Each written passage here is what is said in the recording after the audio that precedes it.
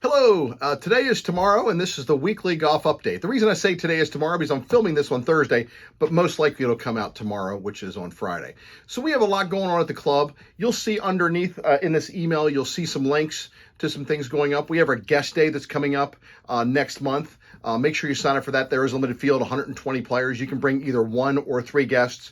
It is $85. That's for cart, for your guest fee, for food for food afterwards. There's a putting contest, there's prizes. For a regular guest fee and cart fee is $126.50. This is an absolute no-brainer. Great day to bring out the guests, show off your golf course. Please sign up for that. It is an online sign up only.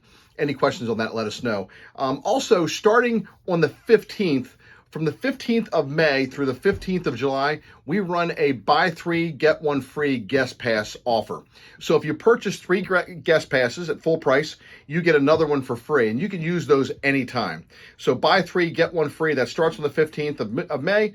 It ends on the 15th of July. Beyond that, you can't purchase these passes, but you can use them anytime. So you can load up and buy 12 of them if you want. But please make sure, if you're interested, call the golf shop. We can bill your account. We keep the list behind the counter. So if you use those, please let us know you want to use one of your banked guest fees because we have it on a spreadsheet. There is no way to do it on the computer itself. So take advantage of that. So most of us golfers have been spending a lifetime of golf trying to get this little thing into that little hole. We had two golfers who did just that just recently.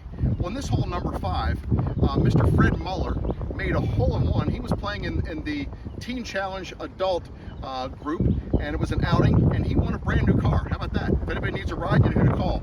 Also, 13-year-old Brooks Manning made a double eagle hole-in-one on number 12 a couple days ago. He was playing with his dad, and how much fun is that? 13 years old, he's already got a double eagle and a hole-in-one in the bag, and congratulations to both of them. So, a brand new car and a double eagle.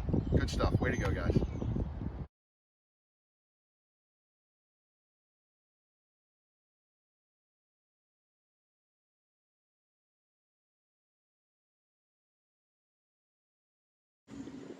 Here I am on number 17, and my ball is unfortunately gone into an area where I really can't strike it. The pin's up there. This is a yellow penalty area. So in this situation, I have three options. Number one is I can try to strike it. Number two is I can go back to the tee with a stroke penalty. Or number three is I could take this point, keeping the pin and this point in line, and go back as far as I want, and I drop it. So I'm gonna do that. I'm gonna kind of mark that spot, and I'm gonna go back to here because I feel like this is a pretty good distance for me to take a relatively foolish swing. I'm gonna go ahead and drop the ball. The ball is now in play, and I'm gonna play away. And that's how you take a drop for a yellow penalty area. Here we are on number 13 tee. I have two fine members here. We have Kit Carson and we have Chris Ely, formerly of WBAL TV. So what do you have for us today, gentlemen? Well, we're going to talk about cart paths. We just came off number 12. Vital that you keep your cart on the path of number 12. And that continues 13 all the way around to 14. Keep the cart on the path at all times. It's a rule at the Country Club of Maryland. We're still here on number 12, and as you can see, this area is growing in well. If we can get a little bit more sun, a little bit more heat, a little bit higher soil temperatures, it's going to pop. But anyway, this area is still considered a mandatory drop. We showed you how to drop it last week, but this is a mandatory drop here, and then also to the left of the cart path, more towards number 2 fairway. Oh, sorry. Anyway, here we are on number 14. You can see the green up here. We're kind of by the second stream where the stream crosses. Actually, the third time as it crosses right in front of the tee. And our ball has gone into the penalty area, and we have chosen not to hit it. Now, in a red penalty area, you have 4 options. The 4 options are, you can hit the ball if you'd like to, right? If it's in a dangerous situation, be careful. You could always take the ball back to the tee. That is a 1-stroke penalty. Or you could drop it 2 club lengths, no nearer the hole, in a kind of a semicircular area. Here it's going to be quite a big pie. Or you could keep the point where the pin is and where the ball last entered, and go back as far as you want. That works here, but a lot of times when it's in a parallel situation, it doesn't work. So the 2 club lengths ends up being the one that is used the most. So in this situation, we're going to use the 2 club lengths. So I'm going to put my club down, making sure that it's kind of in line with the hole. And I'm going to go ahead and flip it here. I'm going to mark this with a pencil because I forgot a tee. And then I'm going to drop my ball anywhere in this kind of half moon shaped area. And at that point, my ball is in play, pick up the pencil, and that is a 1-stroke penalty. So anytime you drop the ball, there is a penalty. If you're playing as lies, there is no penalty. Here we are, number 15, just coming off the cart path. And you see this rope right here? See how white and clean it is? And then we go down the rope and see how dirty it is right here? It's really dirty because yesterday the rope was down and people drove right over it, as you can see the numerous cart paths. Just because the rope is down, it doesn't mean that area is okay to be ridden over.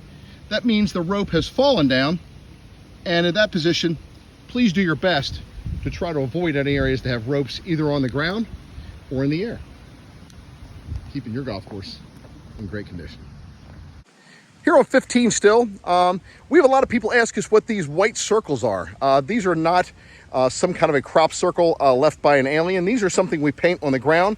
It is a drop area if your ball goes in the penalty area, and it is DZ means drop zone. So if your ball crosses over land, and then for a right-hander would hook into the penalty area, or if you're a left-hander, it would slice into the penalty area.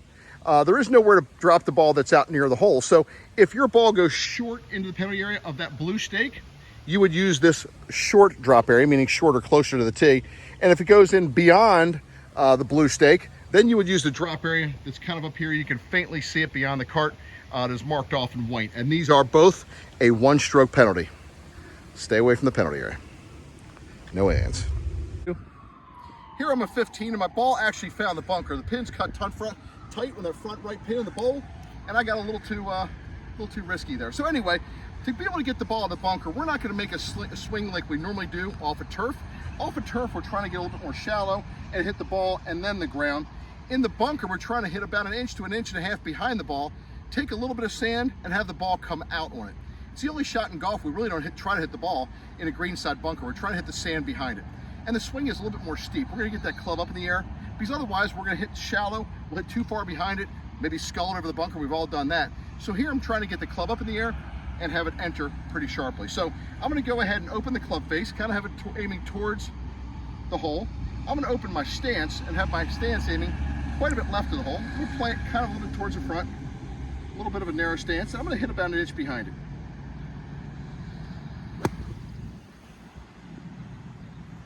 Not a bad shot. But anyway, once you've hit that shot, one of the most important things for your fellow golfers is to come out and rake the bunker. When we do, remember that final stroke should be a pushing action, not a pulling action where you gouge. Make sure you kind of sweep it over top.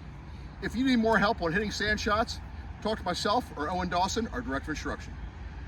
Okay, here we are with the Wisconsin Twins. We got Zach and Henry, and they want to say a couple things. We have 3 weeks remaining on our men's twilight. We are still looking for subs if anyone would like to sign up.